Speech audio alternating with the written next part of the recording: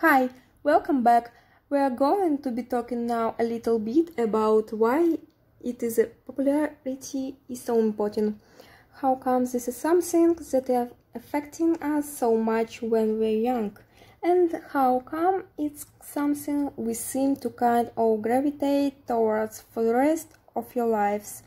Well, let's talk about that a little bit.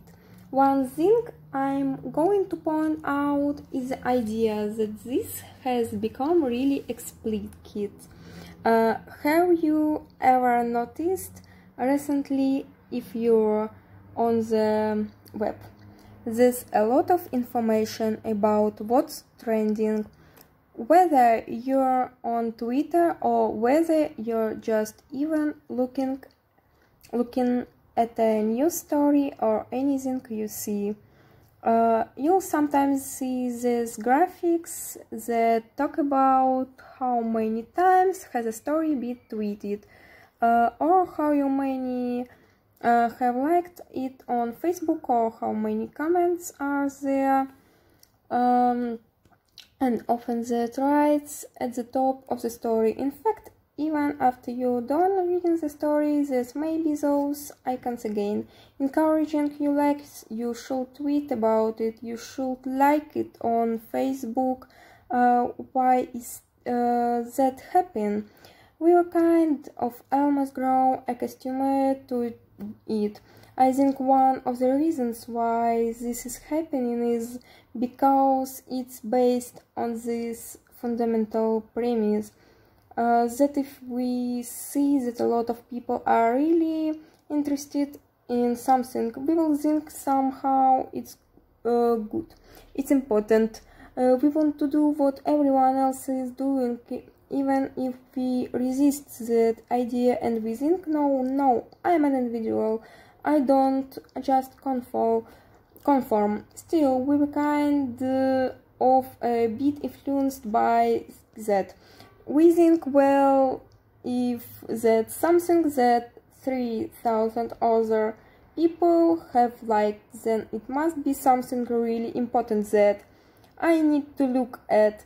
It's the same thing when you watch a commercial and they say this is the #1 movie at the box office. They're really trying to pull on the idea that it's popular and therefore that means it's good. But why does that work so well? Why do we even care about the fact that everyone else is doing it? I mean, I want to read the news stories that I think are of interest to me, and I don't think my interests are going to be the same as 10,000 other people that read the same news story. So why would I automatically think that that's important? It turns out that a lot of this might have to do with the way that we developed as a species, and the way that we can think about that is we took a step way back and thought about this from an evolution perspective. So let's go back to the world of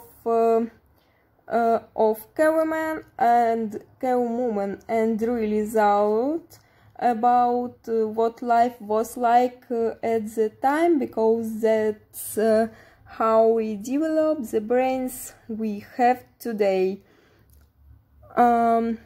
Even though that's a long time ago, that's not very long ago from the perspective of our biological development.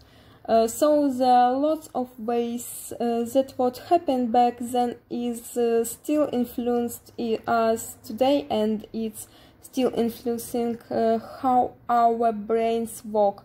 So have you ever noticed how if you yawn, then other people around you yawn? Yawns are kind of contagious. Or have you ever heard that when women live together in close quarters or spend a lot of time together, their menstrual cycles will start to synchronize. That all has to do with the same idea here. It's the sense that when we were cave people a long time ago, we quickly learned that we're going to do a lot better if we live together and if we kind of pay attention to signals from each other. So if you think about it, if you went on your own, well, you would have a hard time getting food, right?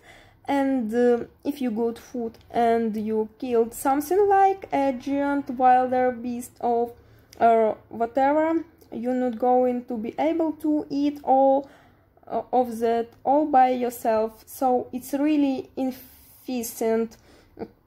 And if you try to save the rest of it, it's going to spoil and you're going to get sick and die, and evolutionally you're going to be weeded out. So we really learned that when it comes to food, same with safety, protecting and one another, or when it comes to other ways of coordinating activities like when should we all go to sleep. That way we can all go to the next part of their nomadic group, so that helps us get to the next part of where we are trying to move to.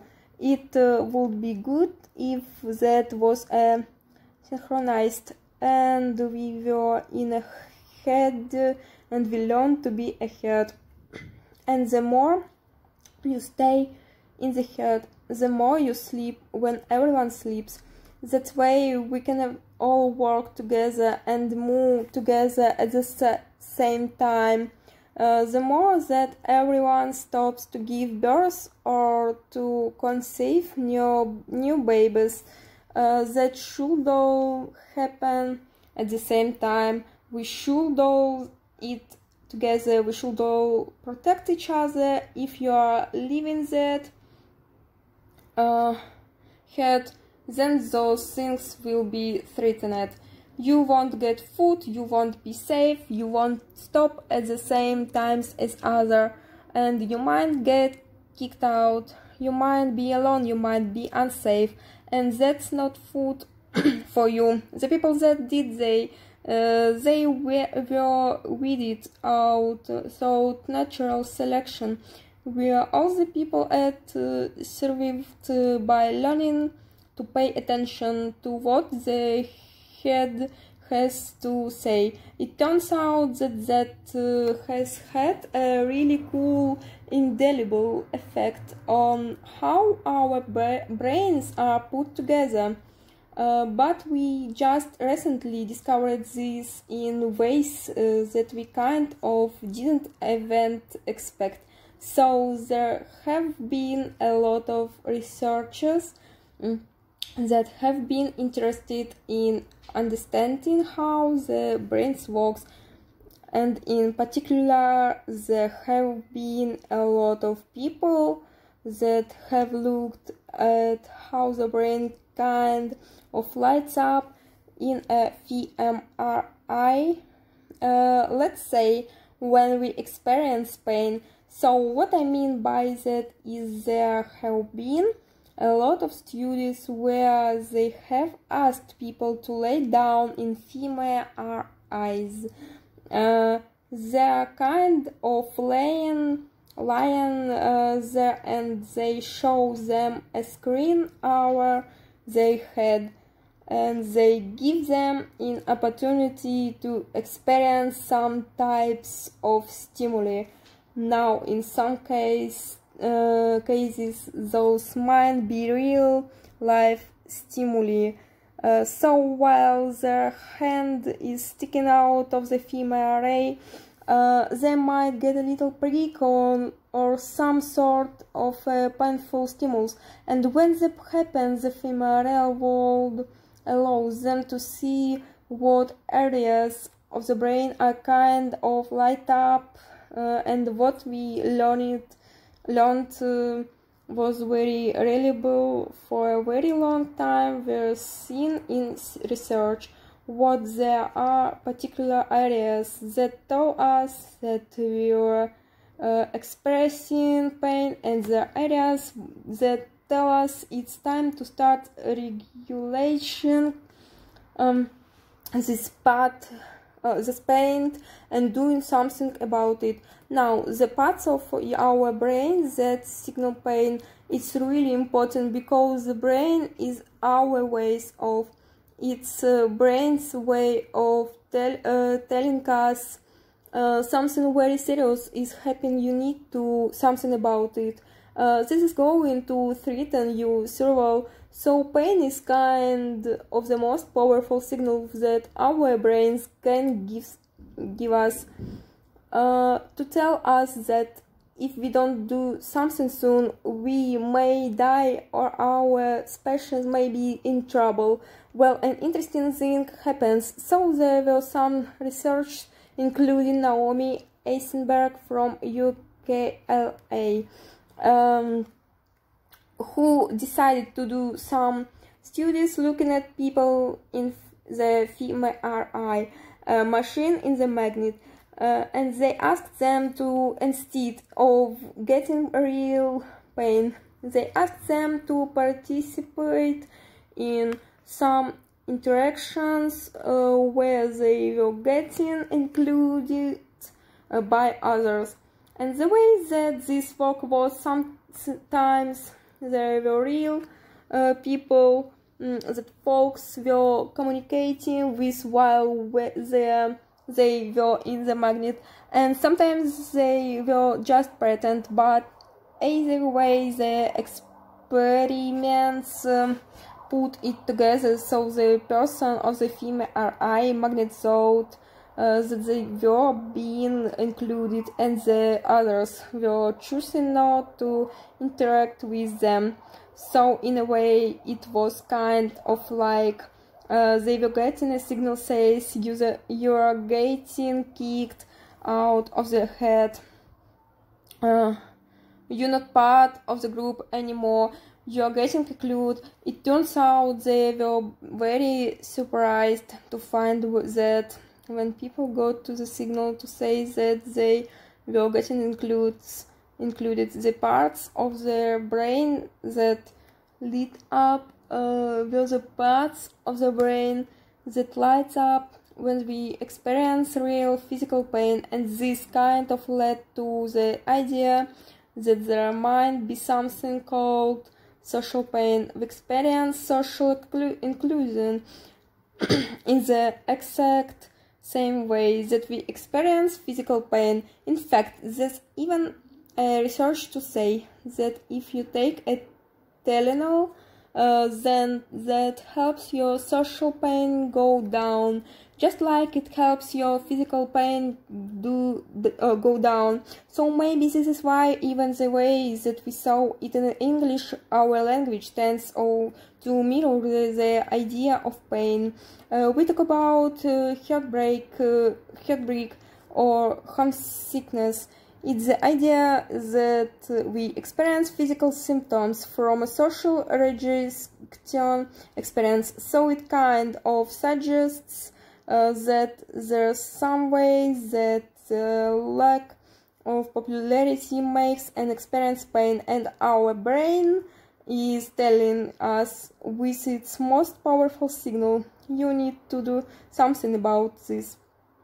Don't get kicked out of the herd. Make sure that you are safe. It turns out that there's some other research also that has to do with our DNA that's found that this even more powerful than we even realized. But before we talk about that, I just have to tell you briefly about something that I really knew, and it's the idea epigeneticist. Epigeneticist is really thinks that while we all have our DNA, and every single cell in our bodies has DNA in its nucleus. The DNA, not every gene is turned out.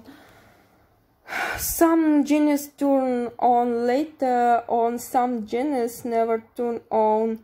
But what we recently learned in epigenetic is that sometimes what makes those cells turn on certain DNA is something that happens in our environment. So believe it or not, someone could walk in the room, they could say hello to you, or they could say something no pleasant to you that kind of reaches you, and that will actually affect what happens in you own cells. And the reason why this is important is because, as you probably know, many of your cells are dying every second, and new cells are grown every second. So, if an experience happens to you now, the cells that will start growing 2 seconds from now are going to start relying on the DNA that was activated by what happened to you before. In fact, it's suggests that every 6 months or so we are the person that is reactive to what happened to us, and those prior cells about 6 months ago.